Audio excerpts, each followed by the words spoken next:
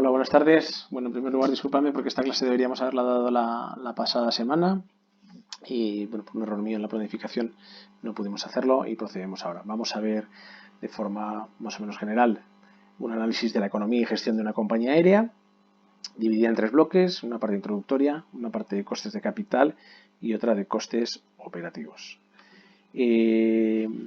Los costes de una aerolínea, ¿por qué nos interesan? Bueno, aquí tenéis tres factores importantes, puede haber otros más, ¿no? Primero nos da una foto de la situación financiera de la compañía, ¿vale? Ya sea los estados financieros oficiales o internos, ¿no? Es un elemento básico para fijar precios, porque al final nosotros para fijar el precio lo que hacemos es sumamos al coste un margen y luego, obviamente, el análisis de la rentabilidad, el análisis de ese margen, ¿no? Los costes pues, se pueden clasificar de muchas maneras y son tratados de distinta forma dependiendo del ámbito legislativo bajo el que operan, ¿vale? Pues aquí pues, el Plan General Contable, normativas internacionales como IFRS, distintas leyes fiscales, sistemas de gestión de las compañías. Aquí, por ejemplo, comentaros que la autoridad, por ejemplo, va nuestra regulación bajo el entorno EASA y pues obliga, aquí en las partes del sistema de gestión que se controlan por la autoridad, obliga también a controlar el estado financiero, la salud financiera y cómo es ese ámbito dentro de las aerolíneas, ¿no? De hecho, anualmente pues envían las cuentas, las provisiones, toda esa parte financiera también se envía a la autoridad, ¿no? Y es revisada por una unidad, ¿no? Como os he comentado, hay distintas clasificaciones de costes y vamos a ver ahora, por ejemplo, la de OACI y ahora a continuación veremos también la de IATA, ¿no? OACI divide los costes entre operativos y no operativos. Llama operativos a aquellos vinculados a la operación de la compañía, concretamente a los vinculados al producto o servicio ofrecido, en este caso vuelos, ¿no? Y no operativos, todo el resto, es decir, independientemente de que se vuele o no, y hay que asumirlos. Esos serían los costes no operativos. La clasificación de IATA es un poco más amplia, incluye costes operativos, costes comerciales, costes de capital y costes de estructura.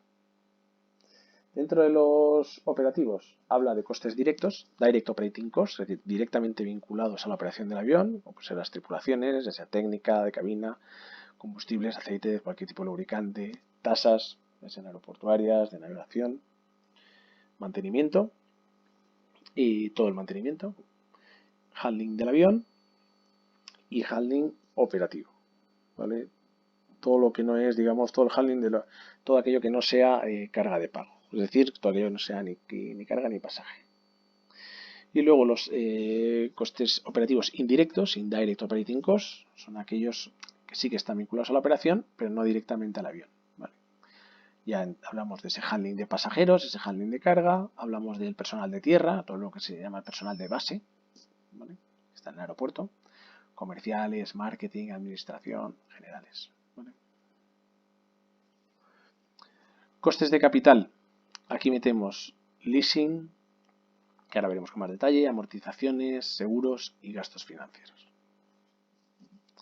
Leasing de las aeronaves y de los motores, y amortizaciones de ambos, y seguros asociados a ambos y gastos financieros. También hay otros tipos de equipos que puedan ser liseados, como algunos grandes sistemas o algunos componentes, ¿vale? Costes de estructura pues vinculados a la administración de la empresa, ¿no? Corporativo, de administración, gestión general, ¿vale? Bueno, esta es un poquito la introducción. Vamos a bajar a detalle con los costes de capital. Aquí tenéis un ejemplo de millones de dólares del coste de las distintas flotas de los dos principales fabricantes, ¿vale? Tanto Boeing como Airbus pero bueno, hace ya unos años, 2016 el caso de Airbus y 2015 el caso de Boeing, ¿no? Aquí tenéis una idea del orden de magnitud del precio de compra. Entonces, bueno, el dilema que podemos tener es fondos propios, voy y compro, o hago un leasing, o un leasing de distintos modos que ahora veremos, ¿no?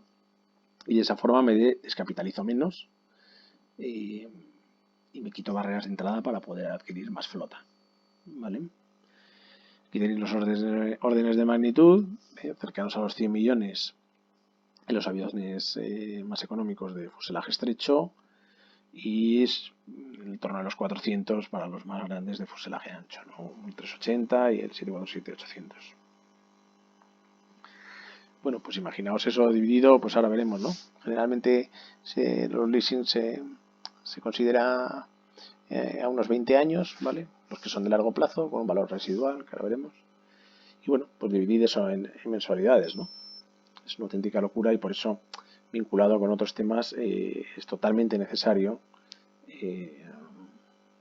una alta utilización de las aeronaves, ¿vale? Porque el leasing se paga igualmente, vuele o no vuele. Es verdad, y esto no se comenta aquí en este tema, pero sí que os lo comento, que, y más dada la coyuntura actual en la que hay una sobreoferta de aviones disponibles, hay contratos de leasing que se denominan pay by the hour y también en motores. Entonces solo pagas por hora utilizada, por hora o por ciclo o por ambas cosas, ¿no? Obviamente para una aerolínea, para un operador es el mejor de los contratos posibles porque solo se convierte en un coste puramente vinculado a la actividad económica. Y si no hay actividad, pues no tienes ese coste. Pensad en la cantidad de aerolíneas que están ahora mismo pagando leasings elevadísimos de estos aviones sin volar, ¿vale? Sin ingresar. Bueno, dentro de las distintas tipologías de leasing tenemos el leasing financiero, el arrendamiento financiero. El objetivo final puede ser la adquisición o no de la aeronave, ¿vale? Normalmente el contrato de leasing se hace del orden de 3/4 de la vida útil de las aeronaves, con un precio fijado, un valor residual fijado a la finalización del contrato.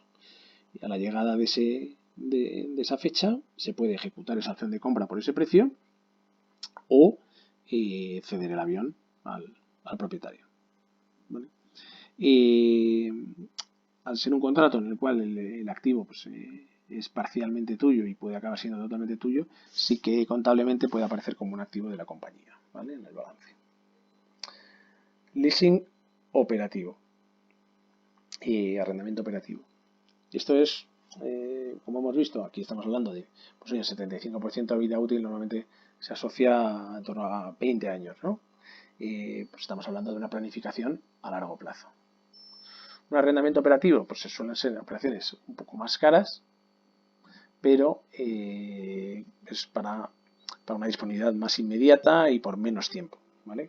Pues de repente aerolíneas que tienen un pico de demanda en cierta temporada, verano, pues necesito una aeronave adicional 4 meses, pues 4 meses, ¿vale? Eso sería un arrendamiento operativo. No contempla la opción de compra y obviamente los balances quedan fuera de los aviones quedan fuera del balance de la sociedad, ¿vale? Es una introducción temporal de la aeronave en la compañía. Ahora veremos los distintos tipos, ¿vale?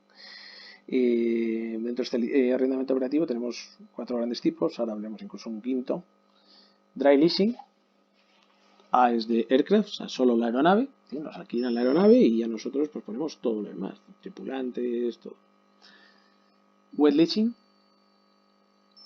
significa aeronave y tripulación, C de crew.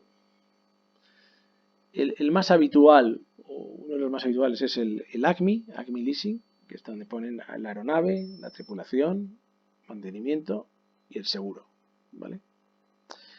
Luego hay Charter Leasing, que suelen ser también muy habituales en el ámbito de la turoperación, de todos esos turoperadores que venden paquetes de vuelo más hotel.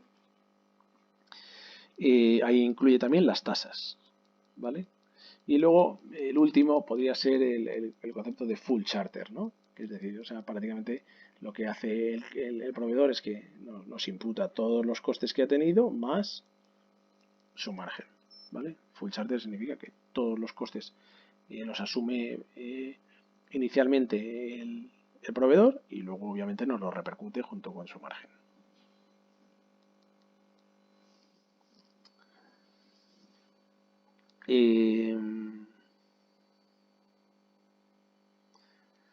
Aquí tenemos los distintos proveedores, los grandes proveedores de aeronaves, ¿vale? Y el mayor del mundo, aquí tenéis AerCap, el segundo es General Electric. El tercero, Airlines Corporation. Airlines Corporation, su fundador, que es igual lo veis, es una persona famosa, Steven Udvar Hazy, un inmigrante húngaro que fue a Estados Unidos durante la guerra, perdón, muy hecho a sí mismo, tipo como George Soros. Él fundó una compañía que se llamaba ILFC en su momento, en California, que fue la primera del mundo, y luego perteneció al grupo asegurador AIG y finalmente pues, fue adquirida por AerCap. Y él luego ha montado esta compañía, Airlines Corporation, que ya es la tercera, ¿no? Es el gran gurú, digamos, del leasing de aviones en el mundo. ¿Quién normalmente está detrás de esto? Pues fijaos, General Electric, que empezó financiando a clientes, sobre todo la parte de motores, pues al final vio potencial en ese negocio financiero y prácticamente pues es como un banco, ¿no? Muchos de estos, como veis aquí, también son bancos, como era RBS, que era Royal Bank of Scotland, que era muy especializado en leasing de aeronaves. Todos los bancos hacen leasing de aeronaves. Y luego también influye mucho en este ámbito, o son grandes proveedores, aseguradoras, ¿vale? Detrás de estos grupos hay mucha aseguradora. Aquí tenéis el número de flota y en valor en billones de dólares.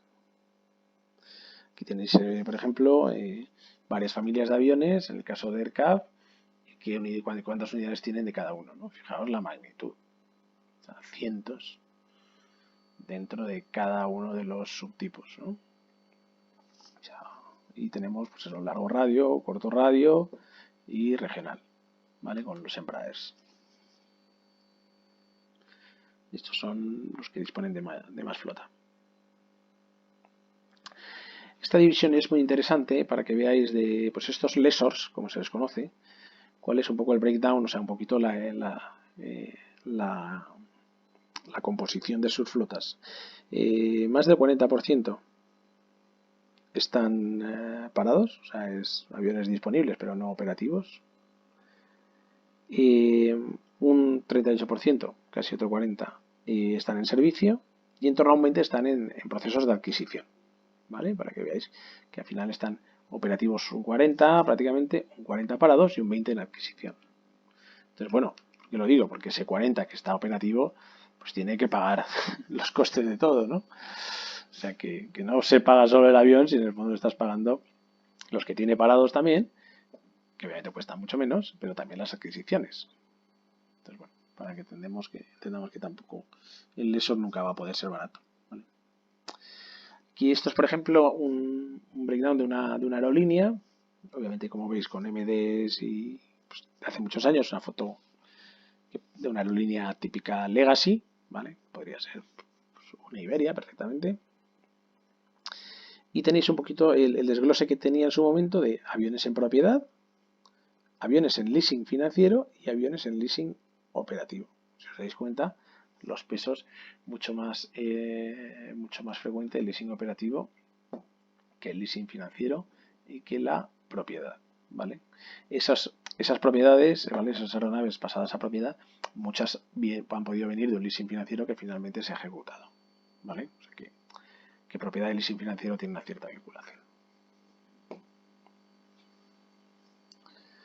Pero bueno, entonces si sumáramos quizás esa propiedad y leasing financiero, estamos hablando de un 40%, es decir, una estrategia a largo plazo, un 40%, y una estrategia a corto plazo del 60%, ¿vale? De la flota.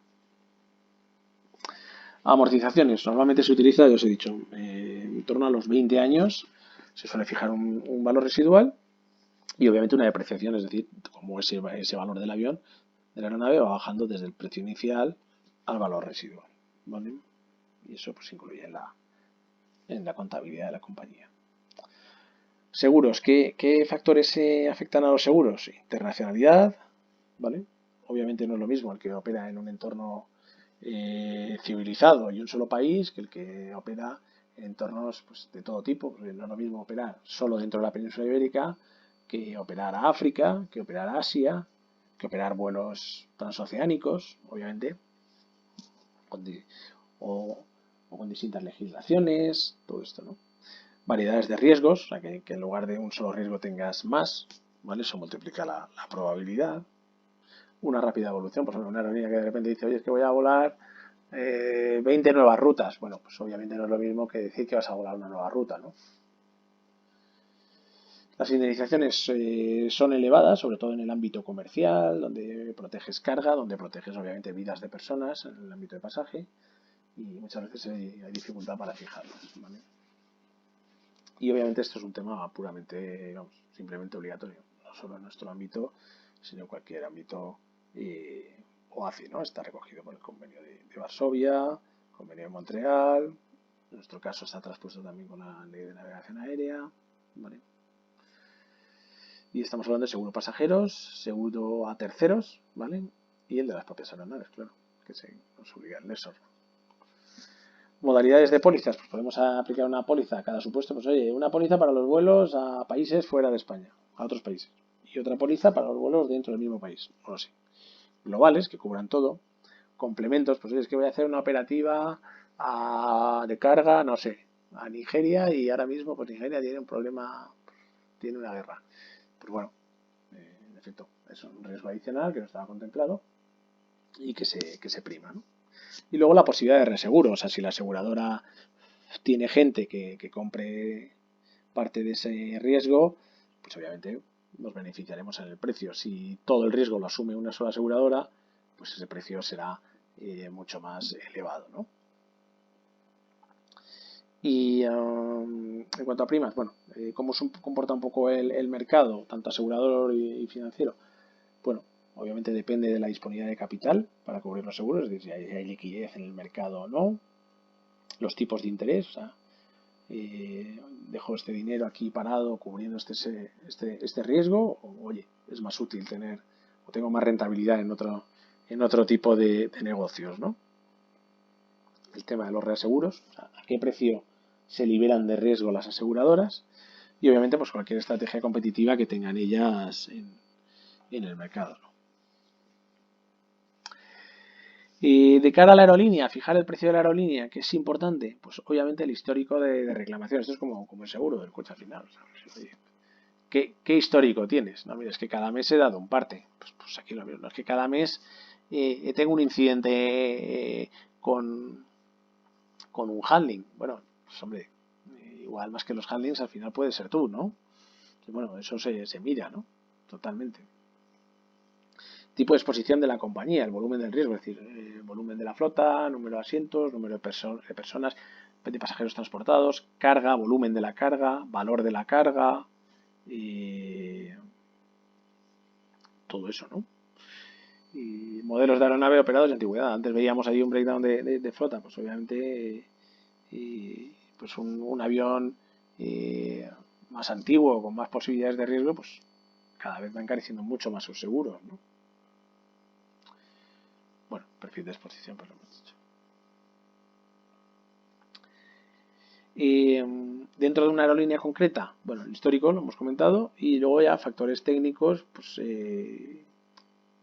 donde no, normalmente no se suele bajar este detalle, pero obviamente todos estos detalles en que influyen en que tengas más o menos incidentes y al final puedas conseguir un seguro más o menos económico, es decir, una compañía bien gestionada, las tripulaciones bien formadas, bien conscientes de los peligros, de la seguridad, de los riesgos, todo esto, un mantenimiento preventivo, predictivo, o sea, todo esto, la salud financiera, todo esto ayuda a que en el mercado de los seguros pues podamos conseguir condiciones mucho más beneficiosas, ¿no? Bueno, con esto habríamos visto la parte de seguros, espero que haya quedado claro. Y luego tendríamos todo lo que es gastos financieros, que tampoco que es solo esta slide, pues, todos los intereses de esos leasing, comisiones, diferencias de cambio. Pensar que en diferencias de cambio hay un riesgo muy elevado para las aerolíneas. O sea, yo hace poco hablaba con un operador pequeño, regional, que opera entre Argentina y Paraguay, y con aviones pequeños, con Embraers de 50 pasajeros, y solo en un año habían perdido 2 millones de dólares por tipos de cambio, por diferencias cambiarias, ¿no? Porque Argentina, pues bueno, no hace falta saber mucho para entender que, claro, eso especula con su tipo de cambio, puede sufrir variaciones de 20-40% de un día para otro, imposibles de prever, imposibles de protegerse de ellas, ¿no? O si te proteges a un precio muy caro, ¿no? Porque la aseguradora que te protege, de hecho se hacen coberturas de tipo de cambio, ¿no? Pero bueno, en este tipo de mercados pues son absolutamente irracionales, ¿no? Pero bueno, mercados más normales sí que se suele, pues oye, voy a operar a Asia, nunca he operado a Asia, pues entraría dentro de lo normal que tuviéramos un seguro de protección de tipo de cambio, por ejemplo, ¿vale? Bueno, con esto hemos acabado toda la parte de costes de capital y ahora pues vamos a ver los costes operativos. Tripulaciones. Bueno, obviamente la normativa, la regulación aeronáutica estipula unas condiciones máximas de lo que se llama actividad. Luego está actividad en general, pues puedes tener actividad de vuelo y no de vuelo, ¿vale? Y descansos, ¿no? También ahora se está introduciendo de forma muy concreta todo el tema de fatiga, ¿vale? El análisis de la fatiga, cuidar a los pilotos, bueno, también a raíz del caso de Germanwings, bueno, todo esto, ¿no? Y obviamente no solo es razonable, sino que es bueno. Puede haber alguna pequeña diferencia dependiendo del país y también, obviamente, pues las compañías ad mayores. O sea, podemos hablar de la norma, pero las compañías, porque quieren un estándar, por su estrategia, pueden seguir estándares muy por encima de la norma. O sea, es decir, beyond regulation, que se llama muchas veces. Bueno, eso hay que considerarlo.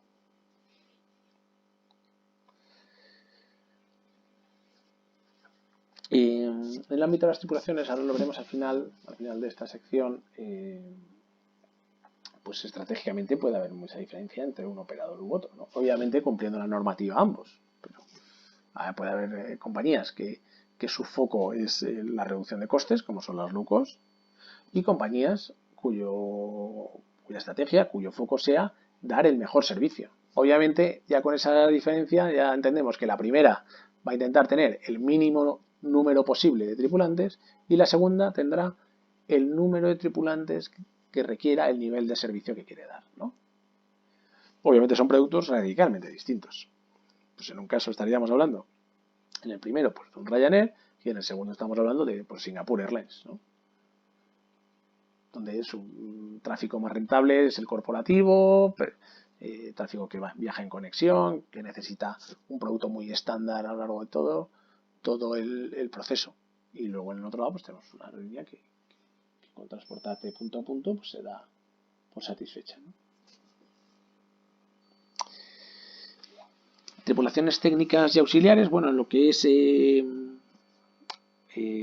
su análisis como coste, normalmente tienen tres grandes líneas de coste. Una son sus salarios, luego está la parte que ahora veremos el salario, pues eso, la parte fija, parte variable, parte de las dietas, es decir, complementos por estar, obviamente, pues normalmente fuera de su base, de su domicilio, y todo el coste de formación, porque el coste de la formación no incluye solo las tripulaciones, pues vienen formadas, vienen con unas ciertas cualificaciones. Nosotros lo que hacemos es las cualificamos para operar en nuestra compañía, es decir, les damos nuestros procedimientos, las adaptamos a nuestra flota y luego hay una serie de recurrencias, vamos, todos los cursos que se le dan de forma inicial luego también se dan de forma recurrente, ¿vale? El salario, pues siempre normalmente tienen un coste fijo, hasta un número de horas, y luego pues los incrementos de productividad, y pues se suele haber unos variables, ¿no? Es decir, pues, oye, buenas 40 horas al mes, pues tienes este salario y por encima, pues, X euros la hora, ¿vale? Ambos bloques, tanto el fijo como el variable, varían de una escala u otra. No es lo mismo, por ejemplo, en el caso de los pilotos, el comandante que el first officer, que el copiloto. No es lo mismo, pues en el caso de la tripulación de cabina, sobrecargo que tripulante de cabina, ¿vale? Y además de diferencias de posición, que sería eso, está el tema de la antigüedad, pues lo que se conoce en inglés y os sonará el seniority, pues no es lo mismo para la misma posición, para el mismo avión, pues una persona que lleva 20 años que no los lleva, ¿no? Por puro sentido común y también, pues, por legislación laboral, ¿no? Eso no quiere decir que a veces hay injusticias de que alguien, porque lleve mucho más tiempo, cobre y haga un desempeño mucho peor, cobre mucho más que alguien que lo hace mucho mejor y lleve menos tiempo, ¿vale?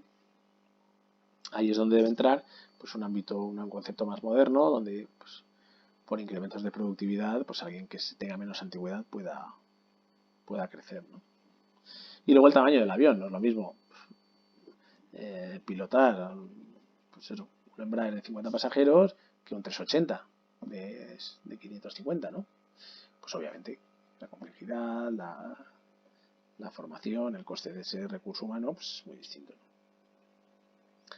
Productividad, pues viene condicionado por el tamaño de la flota, ¿vale? Cuanto más grande es la flota, pues más productividad se tiene. Y eficiente, porque más capacidad de volar, más utilización. Eficiencia del programa de vuelos, pues, que esté todo ajustado al máximo y todo el mundo, tanto la aeronave como los propios recursos humanos, en este caso tripulantes, puedan dar la máxima productividad posible. Y luego temas de convenio colectivo, ¿no? Es verdad que antiguamente pues, había unos convenios muy rígidos, muy estrictos, que eso ya con la llegada de las low cost pues se ha visto que era impensable, ¿no? Y pues bueno, en cambio de convenios colectivos han permitido, pues, por ejemplo, la reestructuración de Iberia, ¿no? Y su supervivencia. También está pasando en British, todavía queda mucho por hacer a lo mejor en Air France, KLM, pero fundamental para este convenio colectivo para aerolíneas que ya tienen mucha tradición y que traían convenios heredados, ¿no? de decenas de años. Una low cost que se constituye ahora, pues no tiene ese lastre, ¿no? Bueno, el número de tripulantes,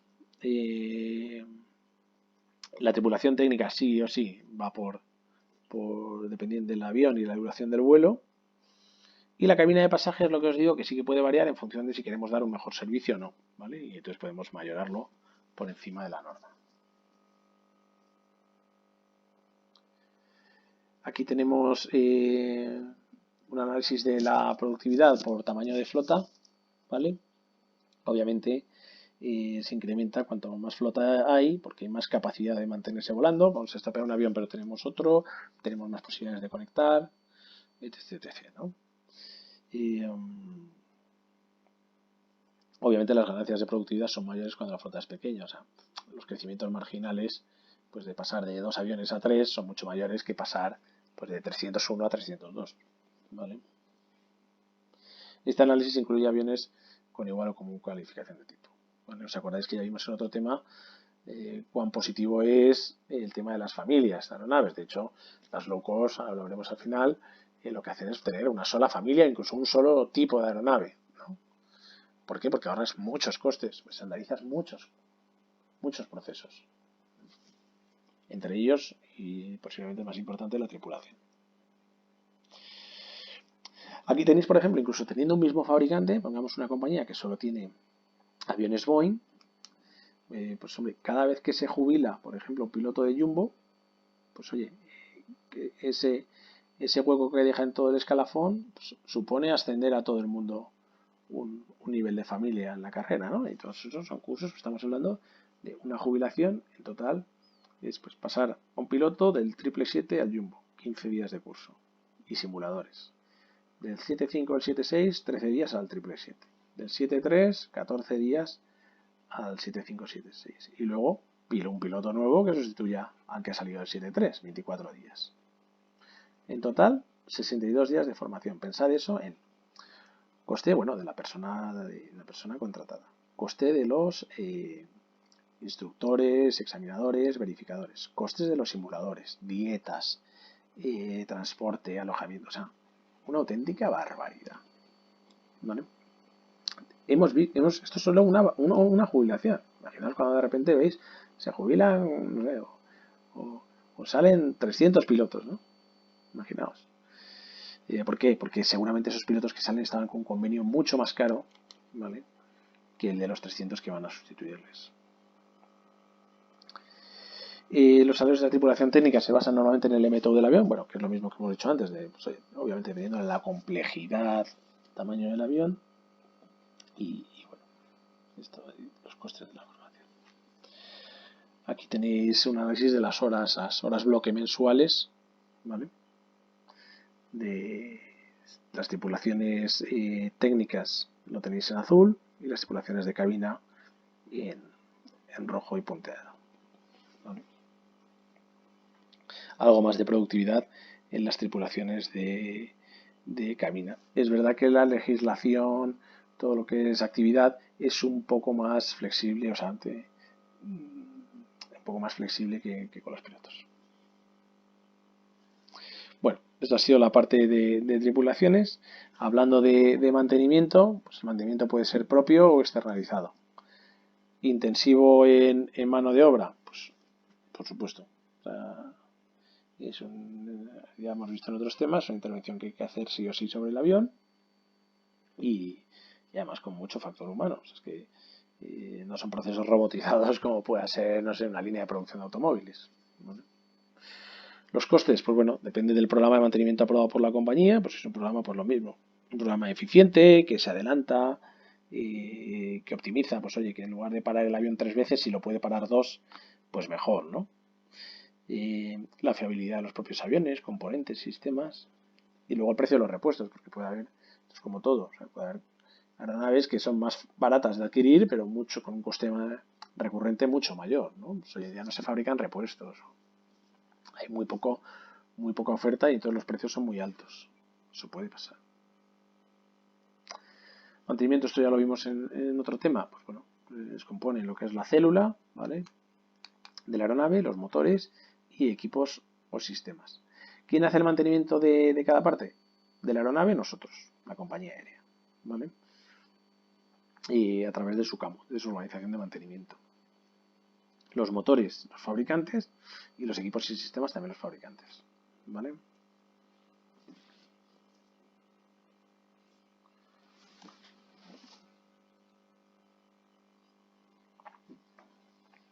Bueno, hemos visto tripulaciones, hemos visto mantenimiento, handling. Bueno, handling básicamente es la asistencia en tierra tanto a aeronaves como a la carga de pago, ¿vale? Al avión, pues operaciones empiezas desde comunicación, carga y descarga, transporte, transporte de pasajeros, esto realmente entraría en carga de pago, ¿eh? Asistencia al arranque y al remolque, pushback, ¿vale? Limpieza, es decir, limpieza exterior, el anti-icing, el de-icing, es decir, anti-icing es quitar hielo y de-icing es, perdón, de-icing es quitar el hielo y anti-icing es prevenir que aparezca hielo, ¿no? Entonces se suele poner un cierto líquido, se pulveriza para evitar que aparezca hielo en vuelo, ¿no? Toda la limpieza de aseo, repuestos de agua, climatización, filtros, combustibles, lubricantes, fluido eléctrico, neumático, acondicionamiento de aire, bueno, equipos de deshielo. Handling operativo. Esto a esa parte de gestión operativa, ¿vale? Asistencia administrativa, planes de vuelo, albaranes de carga, hoja de carga, el LIR, todo lo que son informes de cómo va ubicada la carga y todo eso, ¿no? Mantenimiento en línea, ¿vale? Mantenimiento del avión en línea, pues oye, todo ese chequeo que se hace, pues cómo están los frenos, cómo están los neumáticos, todo chequeo visual y el catering, ¿vale? Y luego tenemos la parte de carga de pago, pasajeros, asistencia a la llegada, salida, tránsito, todo lo que es la parte de facturación, ese checking, transporte de equipajes, billetes, documentos, embarque, ¿vale? En la parte de mercancías, su clasificación, la carga y descarga. Y todo esto, tanto de pasajeros, tripulantes y la propia carga, entre terminales, porque a lo mejor nosotros no siempre conectamos con aeronaves, tenemos un vuelo en conexión y no siempre conectamos en la misma terminal, como bien sabéis, ¿vale? O sea que bueno, fijaos, hemos hablado del handling del avión, handling operativo, handling de la carga de pago. O sea, son muchísimos procesos complejos con una presión horaria. Oye, pues cuando tienes una conexión, a lo mejor tienes 2 horas, pero fijaos, en 2 horas tienes el layover, es decir, en 2 horas tienen que hacer todos estos procesos. Imaginaos si además hay combinación de terminales. Muy complejo y con mucha presión operativa, ¿no? Intensivo en mano de obra, pues igual que en el mantenimiento, y esa es la gran carga de coste que conlleva. Es un servicio que está liberalizado en la Unión Europea, es decir, hay otros entornos donde el handling lo da el aeropuerto, aquí es un servicio que no tiene por qué depender del aeropuerto y se suelen organizar pues concursos, licitaciones para bueno, pues uno, dos, tres proveedores, dependiendo el tamaño del aeropuerto, pues opten a dar ese servicio. ¿Vale? Aquí, pues eso, mínimo se tienen que presentar 3 prestadores de servicios en los aeropuertos grandes, 2 en los medianos y 1 en los pequeños. ¿Vale? ¿Quiénes son los principales actores a la hora de proporcionar handling? Pues claro, las aerolíneas, al tener tales grandes, tan grandes procesos internos de handling, directamente en su momento se plantearon, oye, si esto mismo, igual que lo estoy haciendo para mí misma, y si lo hago para terceros. Luego las aerolíneas han sido siempre, tradicionalmente, las grandes operadoras de handling. ¿Vale? Luego hay aerolíneas que han aprovechado y han vendido esos servicios, esa unidad de negocio, y se han centrado en su operación aérea. Luego hay, por supuesto, operadores independientes, empresas que solo se dedican a eso, como puede ser WFS, o sea, empresas que se crean ad hoc para esto. Y luego los aeropuertos, los propios aeropuertos que dan estos servicios. Esta gráfica es muy antigua, lo que me interesa es que veáis que son los 3 tipos de actores, un poquito la gradación, primero aerolíneas, luego operadores independientes y luego aeropuertos. En países donde la aviación está menos desarrollada o donde el ámbito económico es menos liberal, pues sí que hay más aeropuertos proporcionando este tipo de servicios. Dentro de esta foto de cómo se proporciona el handling, si bajamos a detalle en España, los servicios están totalmente liberalizados, es una concesión de AENA Aeropuertos y las tasas dependen del tipo de avión, obviamente pues no, a mayor complejidad, a mayor tamaño, mayor precio, tipo de escala, si es una escala comercial, es decir, oye, pues conecta un vuelo con otro, aterriza y se lleva pasajeros, o es técnica, pues que viene aquí y únicamente viene a repostar porque va a cruzar el Atlántico y necesita repostar, ¿vale? Y por tipo de vuelo, pues eso, si es pasajero, carga o mixto. Aquí tienes una foto de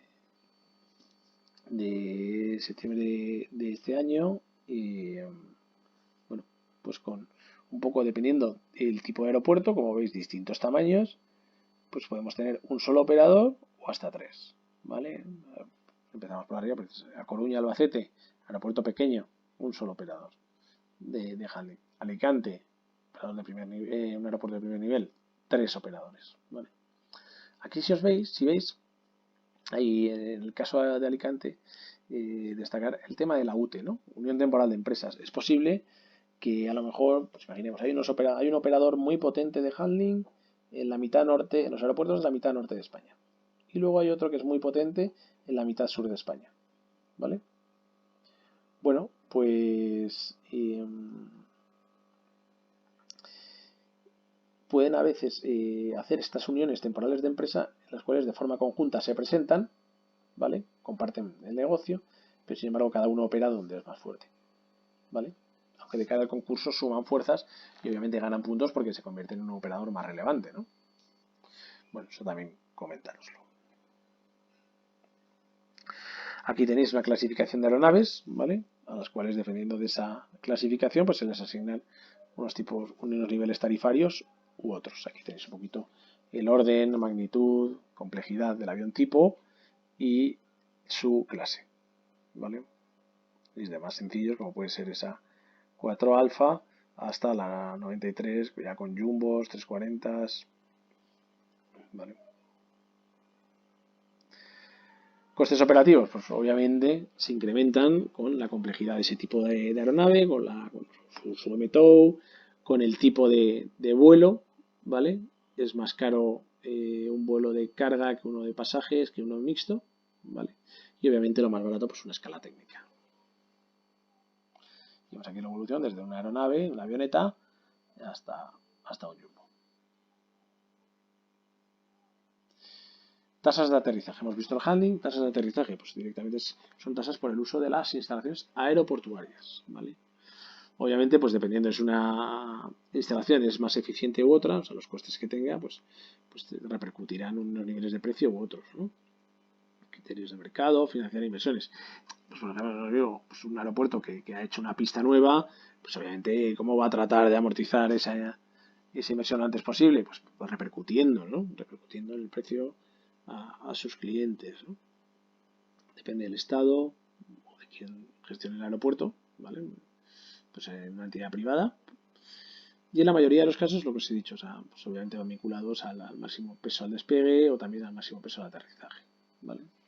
Vamos a ver que también influye en los niveles de ruido o emisiones certificados, ¿vale? Porque ahí también entra tanto la normativa como la estrategia que pueda tener el aeropuerto, de decir, oye, pues yo soy un aeropuerto, entre comillas, limpio, entre comillas, con poco ruido, o no es que quieras, es que tiene que ser sí o sí por el ámbito legislativo local y, oye, no puedes hacer más de este ruido y se acabó. Vale. O sea que ya no es que se fueran caras, es que no se permitiría volar a partir de ciertos niveles. Esto eran, hemos visto, tasas de aterrizaje. Incluye, obviamente, el uso de las pistas, calles de rodadura, servicios precisos para dicha utilización, tránsito aéreo, ¿vale? Y lo que no incluyen, obviamente, es el handling. Depende del tipo de aeropuerto, obviamente, el tipo de vuelo y del método. Aquí tenéis también todo el componente de clasificación acústica, ¿vale? Son aeropuertos donde ese componente de contaminación acústica se repercute en precio. Tenéis aquí la serie de aeropuertos afectados por ello. Aquí tenéis, pues eso, fijaos un coste por tonelada, ¿vale? Con un mínimo de operaciones, es decir, bueno, vayas con unas toneladas, tenga unas toneladas el avión u otras, ese es el mínimo, ¿vale? Eso sobre todo se hace sobre todo para aviación general. Y aquí tenéis, por eso, Madrid, Barcelona, tercer nivel de aeropuertos, cuarto, quinto y sexto, ¿no? Cómo baja el coeficiente, cómo baja la cuota mínima por operación y cómo se diferencia lo que es la parte de aterrizaje y la parte de tránsito de aeródromo, ¿vale? Fijaos también en el ámbito de los vuelos nacionales y todo lo que es Canarias, Baleares, Ceuta y Melilla, ¿vale? Que obviamente pues tiene una cierta bonificación y los insulares pues mucho más, ¿no? Pues, por interés general se determina que es así, ¿vale? Para que esa gente que está peor comunicada que la gente de la península pues pueda tener acceso al transporte. Aquí tenéis disponibilidad, incrementos según de precios según las distintas categorías que se establecen, ¿vale? Y dependiendo del horario. Obviamente, ¿cuándo se penaliza más? En horarios nocturnos, ¿no? Ahí veis, de 11 a 7 de la mañana, de 11 de la noche a 7 de la mañana. Y aquí tenéis las distintas categorías de aeronaves según tengan menos o más ruido, ¿vale?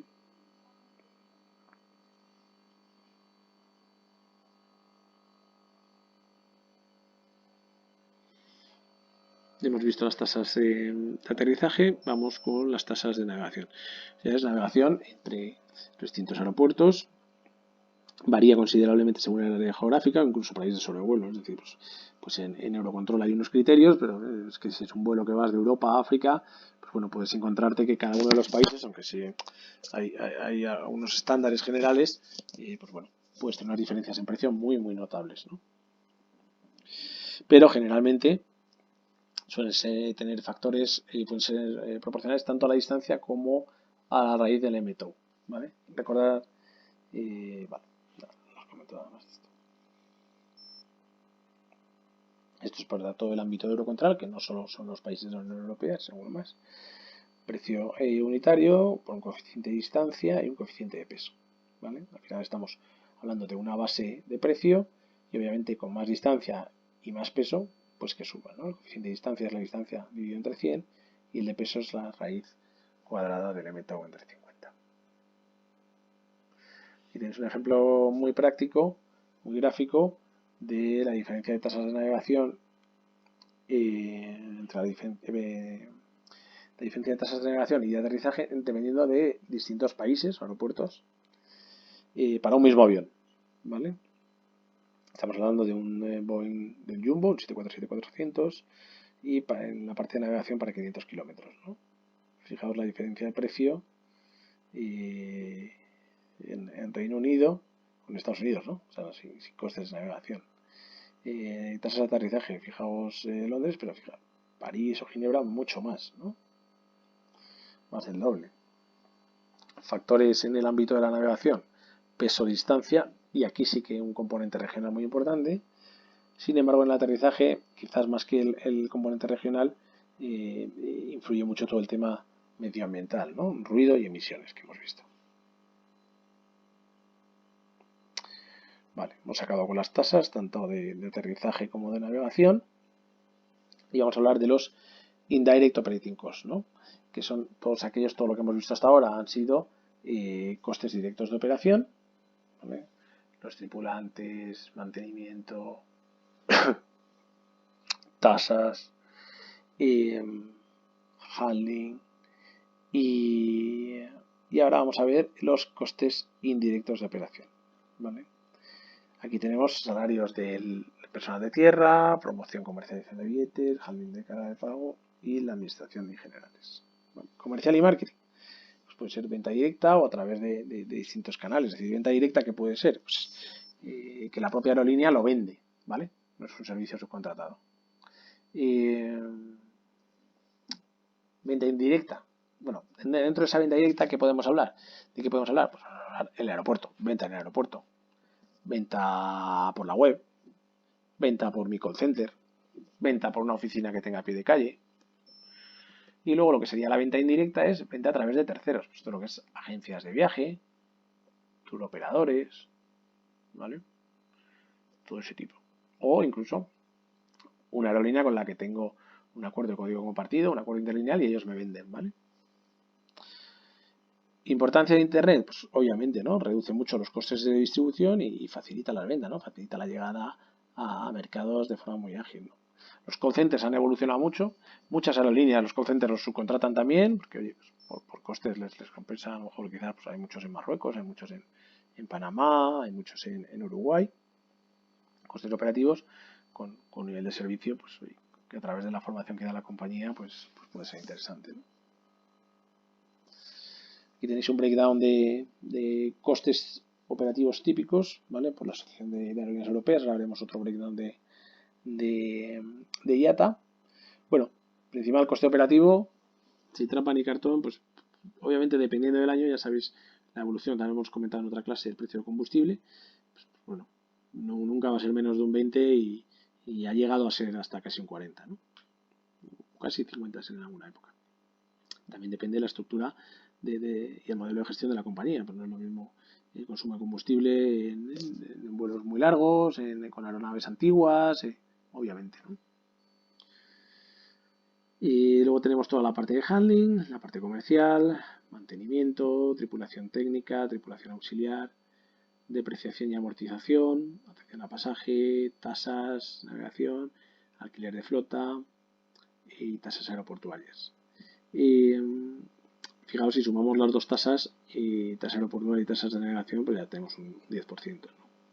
Alquiler de la flota, pues dependiendo de la época. Aquí vemos un 5, pero puede representar más, ¿vale? Depende también la estrategia de la compañía. Una estrategia más cortoplacista o más medio-largoplacista, ¿vale? Costes operativos, eso es un breakdown de IATA. Fijaos,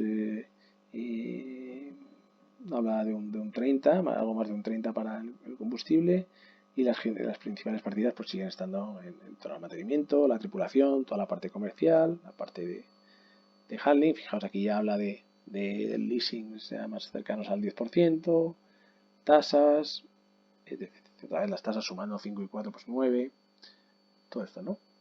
Ya más o menos para que tengáis una idea de los órdenes de magnitud. No hay que saber un número exacto, pero sí órdenes de magnitud. Obviamente aquí tenéis una gráfica muy, muy interesante donde veis que los costes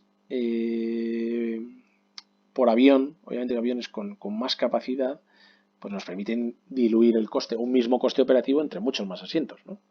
Es verdad que a su vez ese coste operativo va a ser mayor en términos absolutos porque el avión es más grande, ¿no? Y más complejo. Y tenéis un poco a medida que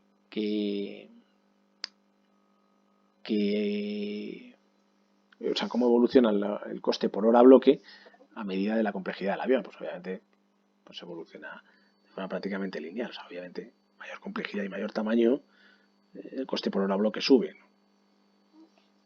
Y aquí tenéis pues eso, desde un DC-9 hasta un Jumbo como es el Spectrum. Aquí tenemos un approach desde el punto de vista de la distancia. Y hablamos aquí de tonelada kilómetro ofrecido, por ejemplo, para vuelos de carga. Y pues obviamente diluimos el coste de esa carga entre una mucha mayor utilización del avión. Y entonces, claro, pues el coste pues se reduce considerablemente. ¿Vale? Bueno, tenéis ejemplos muy gráficos como puede ser volar a París o a Hong Kong. Vale, y un poco el análisis final del capítulo es en torno a las low cost, ¿no? Operadores de bajo coste. Hay diferentes partidas donde ellos, bueno, las atacan, las cuestionan y, oye, y consiguen ser mucho más eficientes en costes que una línea de red, una línea legacy tradicional, ¿no? Aquí estamos viendo un análisis, creo que sí, de AT Kearney. Pues fijaos la primera parte, vamos a ir bloque a bloque. Número de asientos. O sea, para un mismo avión, su política está basada en el confort del pasajero. No, en la reducción de costes. Bueno, reducción de costes barra maximización de ingresos, ¿vale? Entonces, ¿qué hace? Explota al máximo la capacidad que pueda transportar esa aeronave. Es decir, siempre trabajan con configuraciones de alta densidad y fijaos, pues están en torno al 15% de incremento de capacidad para el mismo avión que hayan comprado al mismo precio que otro competidor, ¿vale? Luego ella tiene una generación de ingresos mucho mayor. Utilización, pues obviamente exprimen, ¿no? O sea, agotan la normativa. Puede haber una compañía que diga, bueno, pues aunque la norma me pida esto, yo voy a dar un poco más de descanso a los tripulantes. Ellos obviamente no, ¿vale? En tripulaciones también ahorran, ¿por qué? Por el tema de la estandarización. O sea, la flota es siempre una misma flota. Entonces, es mucho más fácil la evolución, la formación de esas tripulaciones. Tasas, ¿por qué? Pues principalmente porque se van a aeropuertos muchas veces que a lo mejor no son aeropuertos principales o aeropuertos hubs, porque a ellos no les interesa conectar con nadie ni consigo mismo. Luego se van muchas veces a aeropuertos secundarios, pues tenemos el ejemplo en Londres con los aeropuertos de Stansted y Gatwick, en lugar de ir a Heathrow. Y luego además programan sus vuelos en los peores horarios. ¿Por qué? Porque son los más baratos, los peores horarios disponibles. Porque le da exactamente igual que el pasajero tenga que madrugar o trasnochar. Lo que le importa es el coste. Mantenimiento, tenéis toda la parte de handling. O sea, es que la parte de handling, claro, no es lo mismo atender una misma flota en una misma terminal que, pues eso, distintas flotas, distintas terminales, vuelos en conexión, ¿vale? Catering, pues obviamente dan lo mínimo que exija la norma. Comisiones comerciales, normalmente esta gente lo que tiene es el 80-90% de sus ventas a través de la web. O sea, vende muy poco a través de terceros, ¿no? Ahí tenéis ahorros en comisiones, en ventas y luego, bueno, generales un poco menos. Pero bueno, en total podemos hablar de que pues, frente a una aerolínea de red pueden tener un ahorro de la mitad de los costes, ¿no? Por eso las aerolíneas de red están, por ejemplo, el corto radio, crean unidades de negocio distintas. ¿Por qué? Para liberarse de ciertos convenios, de ciertas ataduras contractuales, también con proveedores, y poder tener un modelo más eficiente y competir con esta gente, ¿no? Aquí tenéis gaps de costes, o diferencias de coste, por ejemplo, con las 3 aerolíneas líderes del mercado americano frente a JetBlue, ¿no? Pues oye, y aquí tenemos el coste por asiento disponible kilómetro y bajamos de 7 a 5, ¿no? En el caso de JetBlue. En el caso de AirTran, a 4,7. Principales áreas de reducción de costes. Todo el tema de empleados, ¿vale? En este caso, pues, principalmente tripulantes, tema de consumo de combustible, infraestructura, comerciales y la densidad. Qué importante es la densidad a la hora de ahorrar esos costes, ¿no? Y aquí tenemos el caso de Europa, ¿vale? De 11,8 euros de las 3 aerolíneas líderes por asiento kilómetro ofrecido. Disponible, perdón, ofrecido. Pues fijaos, pasamos de 11,8 a 3,8 en el caso de Ryanair, que es absolutamente increíble. ¿Vale? La tercera parte. Las principales áreas, pues bueno, lo he dicho, tema de tripulaciones, combustible, infraestructura, comercial y la densidad. En el caso de EasyJet, la reducción es importante, pues casi del orden del doble, de la mitad, pero bueno, no es el caso de Ryanair, ¿no? Aquí la cuestión es que, por ejemplo, EasyJet sí que tiene una mínima preocupación por el pasajero, ¿no? Ryanair pues ha sido mucho más agresivo. Y bueno, aquí tenéis dos comparativas adicionales, aunque esta es un poco antigua, y también dólares por hora bloque, cómo se distribuyen entre los distintos tipos de coste y dependiendo de distintas aerolíneas, ¿no? Las aerolíneas de red, como pueden ser Delta, United, US Airways, bueno, Continental ya se fusionó, frente a la low cost por excelencia allí, que es Southwest, ¿no? Y un poco el peso de la reducción en cada una de las principales áreas. Y esto aquí lo tenéis también igualmente este ejemplo, una aerolínea mediana, una aerolínea promedio, las aerolíneas de red en Estados Unidos y las aerolíneas más low cost, ¿vale? Y aquí se centran en todo el tema de tripulaciones, bueno, costes laborales, tema de combustible y otros costes. Y bueno, pues un poco esto ha sido este tema. Espero que haya quedado más o menos claro toda esa parte un poco introductoria a los costes, las distintas clasificaciones, toda la parte de costes de capital, los distintos tipos de leasing, qué estrategia puede haber detrás, distintos proveedores de leasing, todo el tema también de la parte de seguros importantes, gastos financieros también, y toda la parte de costes operativos, pues, distintas clasificaciones que puede haber, dependiendo de la norma, dependiendo de OACI, de IATA, y todo eso lo que son costes operativos, métodos operativos directos o indirectos, ¿vale? Y el resto de costes. Y finalmente, pues este análisis, estos últimos análisis de reducción de costes, pues eso, con una mayor incrementos de productividad, con una mayor flota, con rutas más largas, y luego la estrategia low cost versus estrategia aerolínea de red. Pues bueno, para cualquier cosa estoy disponible por correo y un saludo y buen fin de semana. Hasta luego.